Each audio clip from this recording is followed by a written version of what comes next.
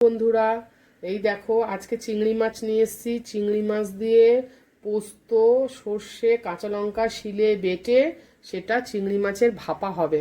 তোমরা দেখো কি করে করি। চলো এবার এটা শুরু করি।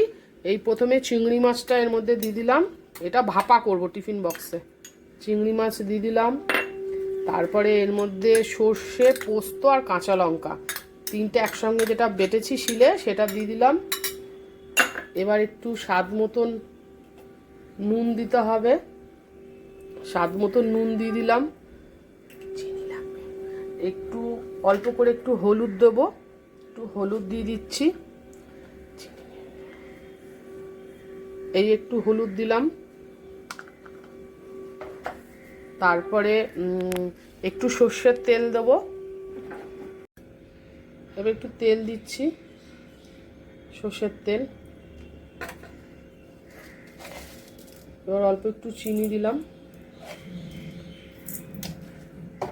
এবার এটাকে খুব ভালো করে মিক্সিং করতে হবে, খুব ভালো করে, যাতে সব পুরো এই পোস্ত আর সর্ষেটা যাতে চিংড়ি মাছের মধ্যে পুরো মিশে যায়।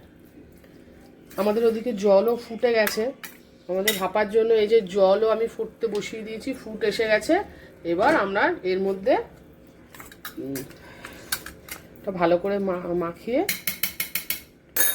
দুটো কাঁচা লঙ্কা এখানে দিলাম, চেরা কাঁচা লঙ্কা আছে যাতে টেস্টটা খুব ভালো আসে। এবার ঢাকাটা বন্ধ করে আমরা এই জলের মধ্যে দিয়ে রেখে দিলাম। তারপরে পরে তোমাদের ফাইনাল লুকটা দেখাবো কেমন হয়।